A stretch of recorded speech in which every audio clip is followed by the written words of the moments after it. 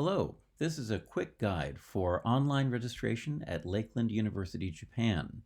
I assume that you've already met with your advisor and that you have an approved list of classes that you can take. I'm going to pretend to sign up for these four classes, Composition 1, Humanities 1, Introduction to Biology, and Web Design. So the first thing you want to do is open up a browser, and in the browser address bar, type in my.lakeland.edu. So this is our page, and you'll notice in the upper right corner there is a login area. So I've got my student ID number. Remember, this is your 6-digit LUW number, not your 5-digit LUJ number that you're supposed to put in here. The password is one that you should have decided individually for this site. It is not the one that you did for your LUJ mail, unless you just happen to use the same password everywhere, which I would say you shouldn't do. I have mine saved in my browser, so I'm just going to click Login, and I'm in. You'll see that in the button row up here, LUJ student will appear, but also there's an icon at the top right here, and if you click on that, you'll see your name listed right here, in addition to a selection for My Profile and Settings. Here you can change your password and privacy. You should, of course, have a unique password set for this website.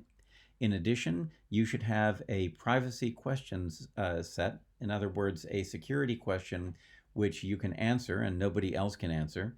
That will allow you to reset your password in case you forget it. If you haven't done that already, make sure you go to this page and do that. I'm going to go back to the home page now. Actually, we want to go to the LUJ student page. That's where you're going to be signing up. And on this page, you'll see on the top left, we have an area for course schedules. It has add drop, and this link here is the one you're going to be using, add drop courses.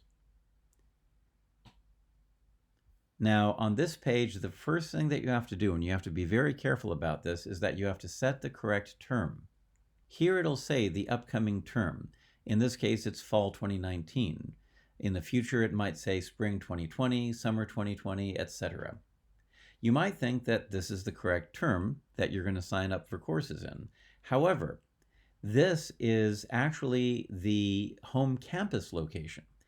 In Lakeland University, Japan, we have our own term, and if you click on this, you'll be able to go to LUJ Fall Term 2019, or as the case may be, Spring 2020, etc., etc. So you want to go to the correct term for LUJ and make sure you've selected that. The page will reload, and now you're ready to go. Down below that, you have two areas. You have an add by course code and a course search. What I would recommend is that, especially if you are signing up on the second, third, or fourth day of registration, that you actually get into the system early. Registration begins at 8:30 a.m. on every day, but what you should do is that you should come to this page at 7:30 or 8 o'clock well before the registration begins, so you can check to see if the courses that you are taking still have open seats. In the course search tab, you want to go to course code and just keep it as it is, begins with, and then you want to type in the course code that you want to take. So I'm going to start with, for example, GEN 110. Now, if I just type GEN, I'm going to get a whole lot of classes. We've got a lot of GEN classes. So I want to narrow it down. I just want to get the Composition 1 classes. Now, this is a tricky part. You have to make sure to put a space after the GEN and then type the number. If you don't have the space in between, then it might not work. Again, make sure that you've got the correct LUJ term, and then just click on Search. You'll see a list of the classes, and it'll say how many seats are open. Right now, this says 7 out of 7 seats are open. So if this says 0, that means that the class is closed. Right now it's open with 7 seats. If it gets down to just 1 or 2 seats open, you'll know that it's going to be a closed thing. So before you sign up for your classes, you should do a search for these. I'm going to click on Search Again, and I'm going to take a look at what it looks like for the humanities course. I'm going to change this from GEN 110 to GEN 134.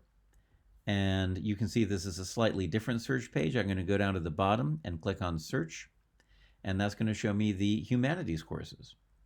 And so I can do that for all of my courses. Now, it's really important that you do this because then you'll be able to plan your classes correctly. You'll find out if there's any courses closed, you'll be able to plan a substitute course, and you won't be finding this out as you're trying to sign up for classes after registration is open. You don't want to waste that time. So come here before 8:30 and then check for these classes.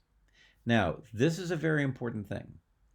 If you enter the system before 8:30 a.m. on the day that you are going to register, then you have to log out. I'm going to do that right now. I really don't need to right now, but I'm just going to do it to demonstrate. So I'm going to log out. Now, why do you need to do that? Well, it's because at 8:30 exactly, the settings switch.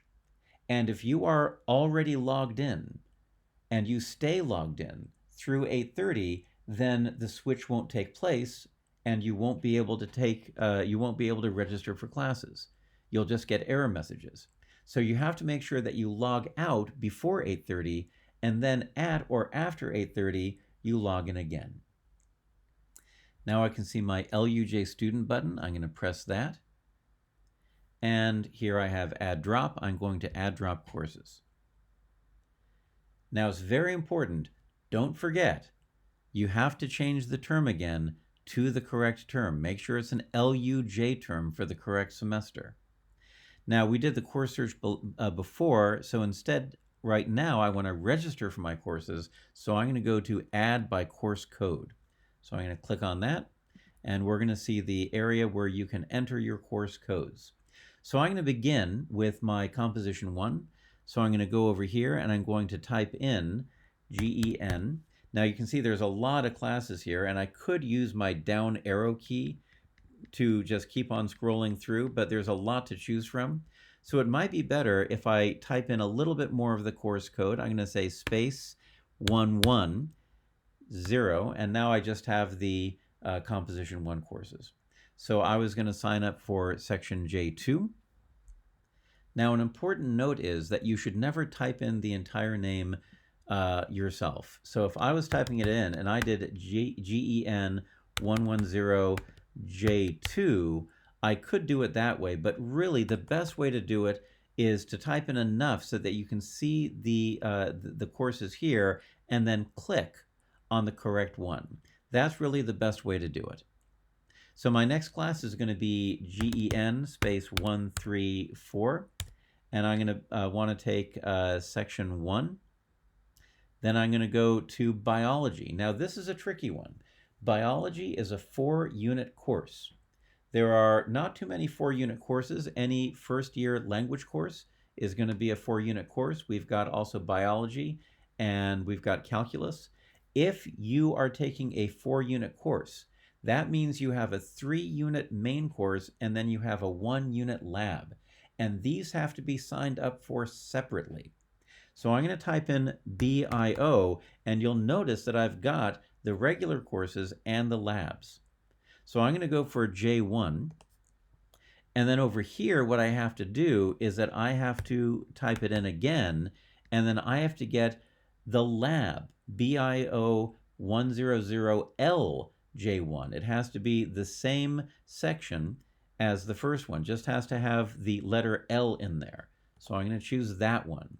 If you don't sign up for both of these in a 4-unit course, you're going to get an error. It's going to tell you that a co-requisite has not been met. So make sure that if you've got a 4-unit course, any first-year language, biology, or calculus, that you sign up for both the main course and the lab. And then my final course is going to be Art 280. Here I can just type in Art. You can see that I have only 2 choices here in Art, so I'm going to go to Art 280, and there I go. So now all I have to do is click on Add Courses. Of course, you want to make sure that you signed up for the exact right class in the exact right section.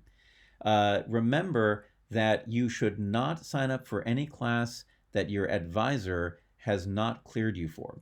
Because if you do that, it might not be a course that you're allowed to take, and there might be trouble with it. You'll have to come back later, sign up for another course, and you won't have that many choices.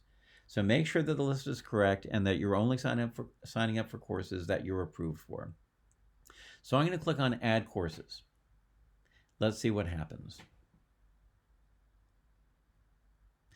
All right, so it tells me that I was successful. It tells me that I was signed up successfully for all 5 of my entries, including the biology main course and the lab. And now if I take a look below where I have my Add by Course code, you can see that I have 2 sections here. I have one called Your Schedule, and then I have another one called Awaiting Advisor Approval.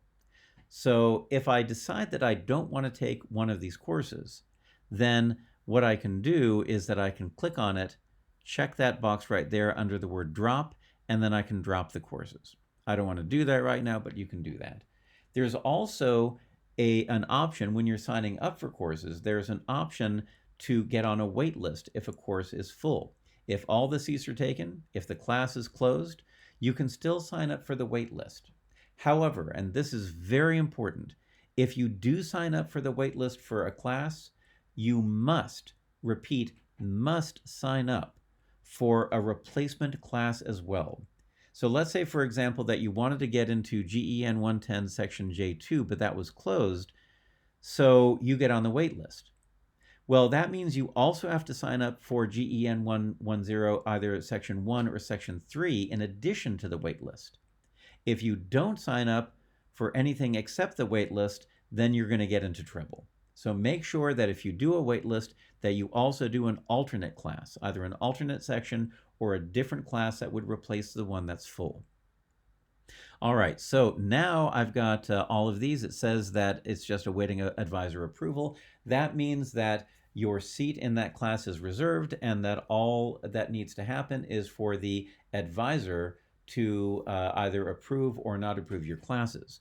Once your advisor approves them, they will appear right up here under your schedule. So it says advisor approval is required before courses are added to your schedule. Another thing that you should do is that down here in the lower right-hand corner, you'll notice that there is a link to allow you to email your advisor. So if you click on that, then you can select who your advisor is. Make sure you choose the name of the person who you spoke to if there's more than one name, and then click Send Email. That will tell them that you've done your registration and you're waiting for their approval. Now, what you want to do later on is that you want to come back after you believe that your advisor has approved your courses, maybe later that evening or early the next morning, and you want to check to see if you've been signed up for your classes correctly.